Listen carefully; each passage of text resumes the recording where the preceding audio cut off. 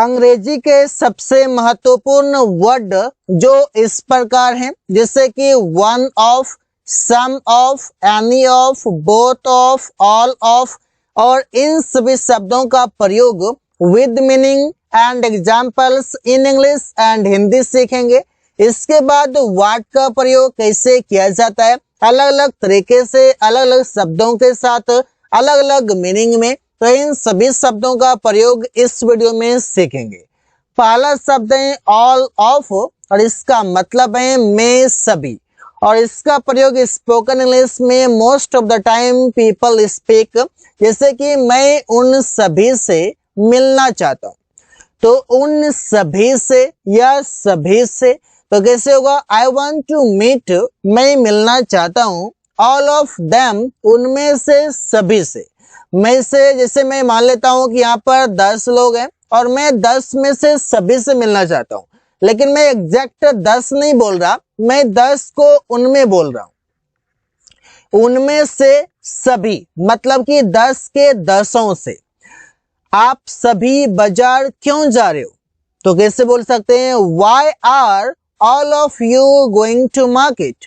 यहाँ पर आप सभी को आप चाहें तो ऑल ऑफ यू बोल सकते हैं, या फिर आप बोल सकते हैं यू ऑल बोल सकते हैं, जो स्पोकन इंग्लिश में दोनों बोला जाता है, ऑल ऑफ यू भी और यू ऑल भी। वो हम सभी को अंग्रेजी पढ़ाएंगे, he will teach all of us English. तो ऑल ऑफ अस मतलब क्या हो गया, हम सभी को, मतलब हम लोग में से जितने लोग हैं ना, वो सबको पढ़ाने वाले। मैं आप सभी को पैसे दूंगा, ये काम करो, मैं आप सभी को पैसे दूंगा, तो I will give all of you money. तो इससे आप प्रयोग कर सकते हैं अलग अलग शब्दों के साथ, जहां पर आप बात करते हैं सबकी, आप सभी को, वो सभी को, ये सभी को, वहां पर।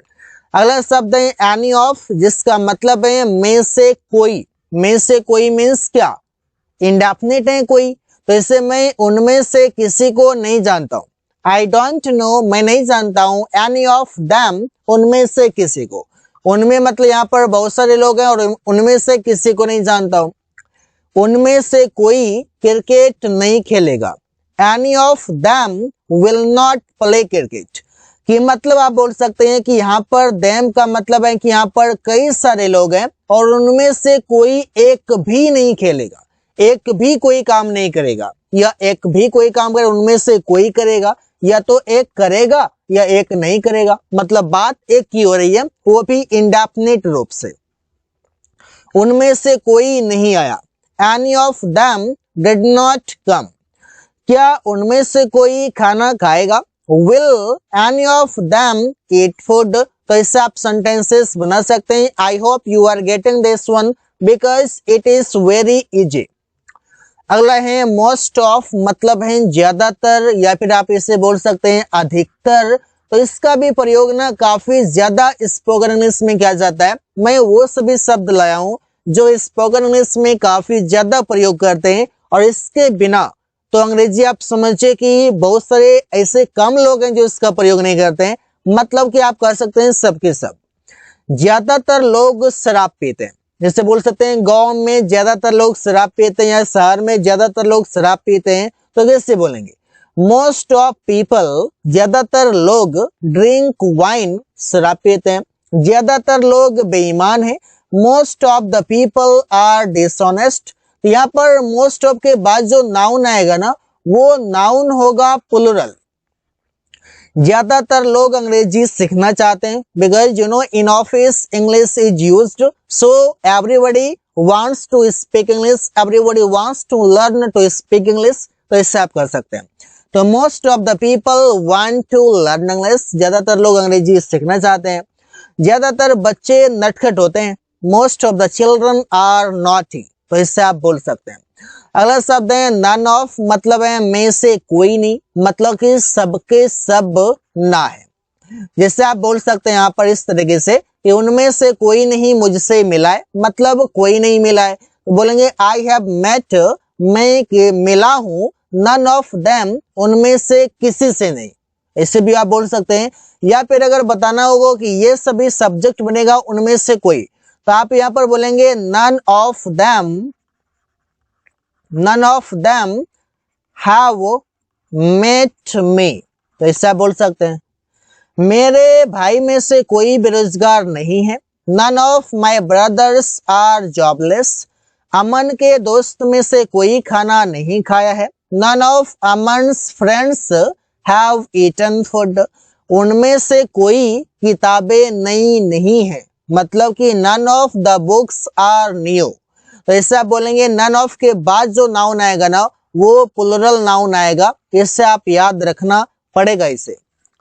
अगला है सम ऑफ मीन्स में से कुछ, इससे लड़कों में से कुछ जाएंगे, सब नहीं जाएंगे। Some of the boys will go, कुछ कलमे खराब हैं, तो some of the pens are bad. मेरे किताबों में से कुछ फटा है, मतलब कि बहुत सारी किताबें, उनमें से कुछ मतलब एक से अधिक है, मोर देन वन है, इतना आप याद रखेंगे, मोर देन वन है। Some of my books are torn, मेरे कुछ दोस्त यहाँ नहीं है। Some of my friends are not here, तो इसलिए यहाँ पर आप देख रहे हैं कि वर्ब भी यहाँ पर प्लूरल आ रहा है, अगर इजमार में से आर आ रहा है तो इससे आप देख सकते हैं।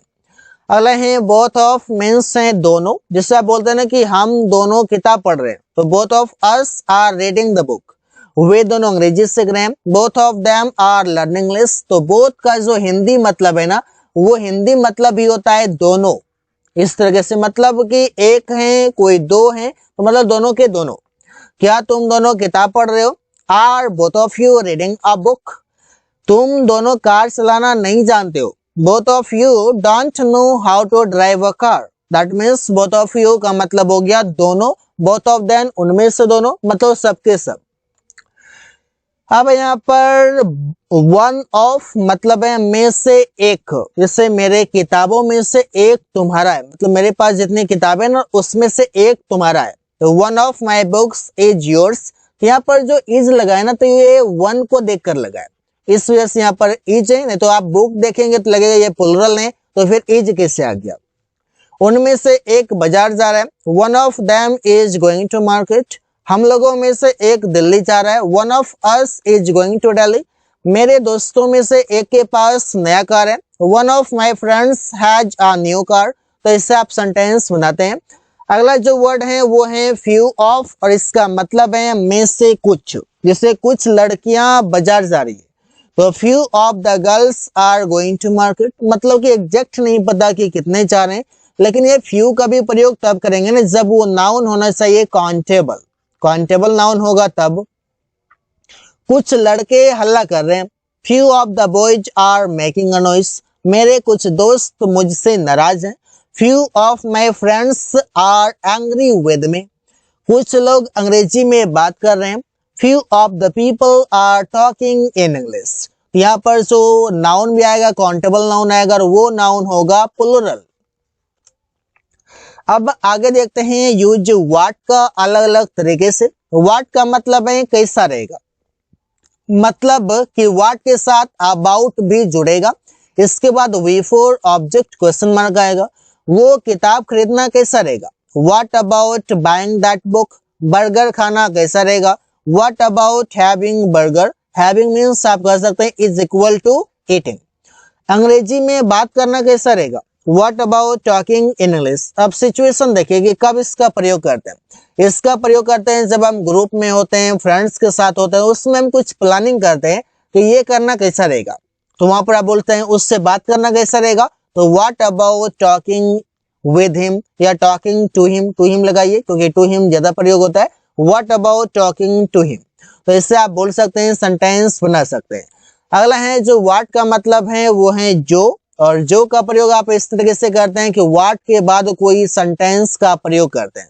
जैसे जो आप चाहते हैं, व्हाट यू वांट, वो पढ़ रहा है जो मैं पढ़ता हूँ। He is reading what I read, जो वो बोलता है मैं नहीं समझता हूँ। व्हाट ही स्पीक्स, जो वो बोलता है आई डोंट अंडरस्टैंड, मैं नहीं समझता हूँ। व्हाट का मतलब है यहाँ पर क्या क्या, मतलब कि ये WH वर्ड को रिपीट किया है किसने, व्हाट के बाद ऑल आने के बाद। इससे वो क्या क्या खरीद रहा है, what all is he buying, वे लोग क्या क्या पढ़ रहे हैं। What all are they reading, तुम क्या क्या खाना चाहते हो। What all do you want to eat, तो इससे आप सेंटेंस बनाकर प्रैक्टिस कर सकते हैं। अगला है टू व्हाट एक्सटेंट मीन्स है किस हद तक, जैसे कि टू व्हाट एक्सटेंट के बाद हेल्पिंग ऑफ सब्जेक्ट मेन वो ऑब्जेक्ट क्वेश्चन मार्क आएगा। प्रिया किस हद तक तुम्हारा मदद करेगी, to what extent will Priya help you. Riya किस हद तक झूठ बोल सकती है, क्योंकि बहुत झूठ बोलेगी तो यहाँ तक बोल सकती है, किस हद तक बोल सकती है, तो to what extent can Priya tell a lie. तुम यह किस हद तक पूरा कर सकते हो, तो to what extent can you complete this. तो टू व्हाट एक्सटेंट का मतलब है किस हद तक, I want to know about. What का मतलब है किस लिए, जैसे कि आप व्हाट के साथ ना फोर का प्रयोग करते हैं, जैसे व्हाट शुरू में लगाएंगे तो फोर लास्ट में लगाइए, और अगर फोर आप शुरू में लगाते हैं तो फोर के तुरंत बाद ही आप व्हाट लगा सकते हैं। और इन दोनों का जो मतलब है ना वो किस लिए होता है, जैसे हम लोग किस लिए यहाँ बैठे हैं, what are we sitting here for. Ravi किस लिए बाजार जाएगा, तो for what will Ravi go to market. यहाँ पर देखिए फॉर व्हाट एक साथ आ गया। तुम किस लिए यह काम करते हो, What do you do this work for। तो ज्यादातर जो प्रयोग होता है ना तो for what प्रयोग होता है, लास्ट में for बहुत कम लोग प्रयोग करते हैं, लेकिन स्पोकन में देखा जाता है कि नेटिव स्पीकर for का भी प्रयोग ज्यादातर करते हैं। What means चाहे जो हो, जैसे चाहे जो हो हम लोगों को अंग्रेजी सीखना है, come what में we have to learn English। चाहे जो हो मैं उससे मिलूंगा, come what में I will meet him। चाहे जो हो मैं इसे आज पूरा कर दूंगा, कम व्हाट में I will complete this today. तो इससे आप प्रयोग कर सकते हैं कम व्हाट में का। अगला जो शब्द है वो है व्हाट इफ, और इसका मतलब है किया तो। जैसे कि किसी का आपको रिजल्ट नहीं पता कि ये काम करने के बाद क्या होगा, लेकिन आप पूछ रहे हैं अगर मैं ऐसा करूं तो क्या होगा, अगर तुम वहां नहीं गया तो क्या होगा, इस तरीके से। क्या तुमने यह नहीं किया तो क्या होगा, अगर तुमने यह नहीं किया तो क्या होगा। तो what if you don't do it, अगर अमन उससे मिल लिया तो, कोई काम कर लिया तो what if Aman doesn't meet him.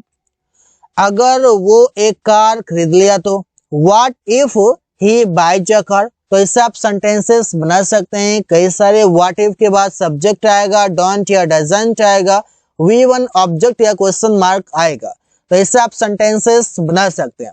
अगला है व्हाट मीन्स कौन सा या कौन सी बोल सकते हैं, इससे वो कौन सी मोबाइल है, व्हाट मोबाइल इज दैट। अमन को कौन सा बाइक पसंद है, व्हाट बाइक मतलब कौन सी बाइक डज अमन लाइक, अमन को पसंद है। तुम कौन सी किताब पढ़ लेते हो या तुम कौन सी किताब पढ़ते हो, तो what book do you read. तो इससे आप सेंटेंसेस बनाएंगे व्हाट से अलग अलग तरीके के। तो so guys thanks for watching, that's all for today.